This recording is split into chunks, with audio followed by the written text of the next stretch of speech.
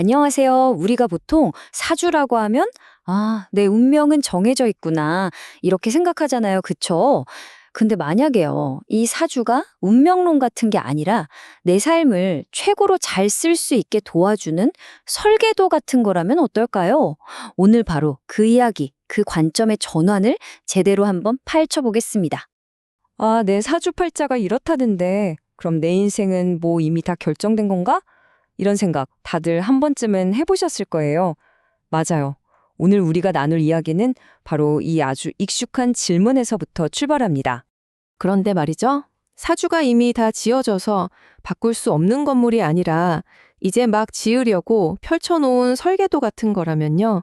이야기가 완전히 달라지죠. 이게 바로 오늘 우리가 얘기할 제일 중요한 포인트예요. 사주를 딱 정해진 운명이 아니라 무한한 가능성의 구조로 보는 거죠. 예전에는요, 사주를 저기 보이는 저 건물처럼 이미 완성돼서 절대 바꿀 수 없는 결과물로만 봤어요. 하지만 이제는 새로운 관점에서는 사주를 잠재력으로 가득 찬 건축 설계도로 보는 겁니다. 그러니까 결과가 아니라 가능성을 들여다보는 거예요. 와, 이거 정말 흥미로운 생각의 전환 아닌가요? 한번 상상해 보세요. 똑같은 설계도가 있어도요. 어느 땅에 짓는지, 어떤 자재를 쓰는지, 또 어떤 시대에 짓는지에 따라서 결과물은 완전히 달라지잖아요. 그리고 여기서 제일 중요한 거, 바로 누가 짓느냐죠. 그 건축가가 바로 우리 자신이라는 겁니다.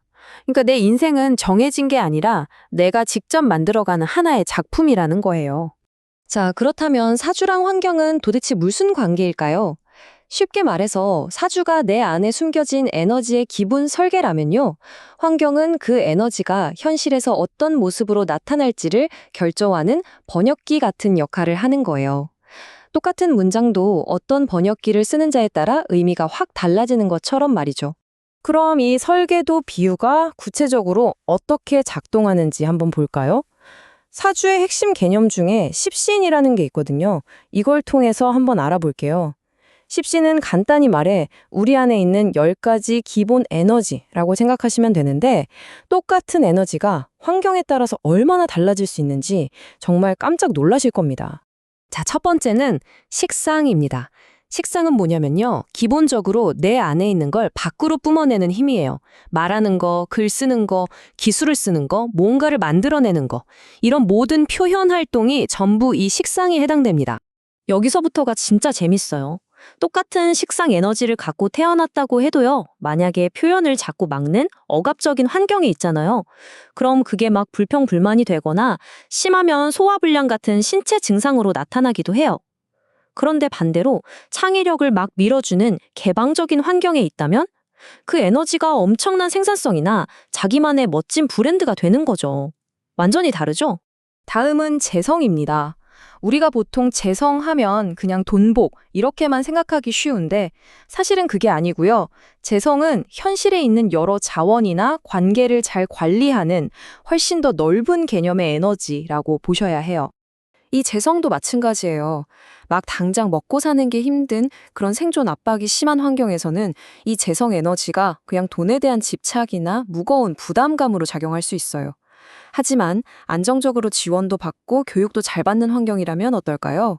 똑같은 에너지가 날카로운 경제 감각이나 뛰어난 사업 수완으로 발현되는 거죠. 그러니까 어떤 환경이냐가 재성의 쓰임새를 완전히 바꿔버리는 거예요. 자, 세 번째 예시는 관성입니다. 이 에너지는 뭐냐면요. 사회적인 틀, 규칙, 책임감, 아니면 회사 같은 조직 생활, 이런 공적인 질서와 아주 깊은 관련이 있는 에너지예요. 근데 이 관성이야말로 정말 양날의 검 같아요. 아주 빡빡하고 경직된 사회에서는 이게 나를 막 짓누르는 압박감이나 스트레스가 되거든요. 그런데 반대로 좀 자유로운 환경에서는 이게 내면의 단단한 힘, 그러니까 스스로 원칙을 세우고 지켜나가는 아주 멋진 자기 통제력으로 나타날 수 있다는 거죠. 자, 지금까지 식상, 재성, 관성 세 가지를 봤잖아요. 이 예시들을 통해서 우리가 딱 잡아야 할 핵심이 뭘까요? 바로 이겁니다. 사주에 있는 이 에너지들은요, 그 자체로 좋다, 나쁘다가 정해진 게 절대 아니라는 거예요. 이건 그냥 추상적인 에너지 덩어리일 뿐이고 내가 어떤 환경을 만나고 어떤 사람들을 만나느냐에 따라서 그 모양이 완전히 달라진다는 것. 이게 진짜 제일 중요한 포인트입니다. 자, 그럼 이제부터는 사주를 그냥 해석하는 데서 그치는 게 아니라 한 단계 더 나아가서 우리 삶을 잘 이끌어가는데 이걸 어떻게 써먹을 수 있을지 이야기해 볼게요. 그러니까 운명에 끌려가는 게 아니라 운명을 주도적으로 운용하는 방법으로 관점을 확 바꿔보는 거죠. 오는 에너지이고 인연은 그 에너지의 출구다. 와, 이 문장이 오늘 이야기의 모든 걸 담고 있다고 해도 과언이 아니에요. 이게 무슨 말이냐면 아무리 좋은 운, 좋은 에너지가 나한테 막 쏟아져 들어와도요. 그 에너지가 빠져나갈 좋은 출구, 그러니까 좋은 인연, 좋은 관계가 없으면 그 운은 그냥 안에서 맴돌다가 썩어버린다는 뜻이에요. 바로 이 지점에서 우리에게 주어진 힘이 드러납니다.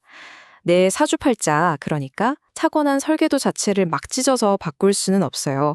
하지만 그 설계도를 가지고 그냥 1층짜리 작은 집을 지을지 아니면 10층짜리 멋진 빌딩을 지을지, 즉 그 설계도가 발현되는 수준, 그 클래스는 전적으로 우리가 바꿀 수 있다는 것. 이게 정말 강력한 메시지죠. 그럼 그 수준을 어떻게 높일 수 있을까요? 아주 간단해요. 바로 우리의 선택에 달려 있습니다. 내가 어떤 환경을 선택하는지, 어떤 사람들과 어울리는지, 어떤 직업을 갖는지, 심지어 매일매일의 사소한 습관 하나하나까지. 이 모든 것들이 내 설계도를 현실로 만들어내는 아주 중요한 재료가 되는 겁니다. 이렇게 관점을 딱 바꾸고 나면요. 사주는 더 이상 우리를 불안하게 하는 예언서가 아니에요. 뭐랄까, 내 인생을 더 잘 경영하고 관리하기 위한 아주 지혜로운 도구, 다시 말해 삶의 운용하기 되는 거죠. 자, 그럼 오늘 배운 내용을 바탕으로 스스로에게 이 3가지 질문을 한번 던져보면 어떨까요? 첫째, 내 타고난 설계도가 균형을 잡으려면 지금 가장 필요한 게 뭘까? 둘째, 지금 내 주변 환경은 이걸 도와주고 있나? 아니면 오히려 방해하고 있나? 그리고 마지막으로 앞으로 내 설계도를 더 멋지게 표현하려면 내가 뭘 할 수 있을까? 결국 우리가 기억해야 할 건 딱 하나입니다. 사주는요, 우리 인생에 정답이 적힌 모범 답안지가 절대 아니에요. 그보다는 내 삶이 어떤 구조로 짜여 있고 어떤 원리를 움직이는지를 스스로 들여다보게 해주는 지혜로운 지도라고 생각하시면 됩니다. 이제 여러분 손에는 각자의 삶의 설계도가 쥐어져 있습니다.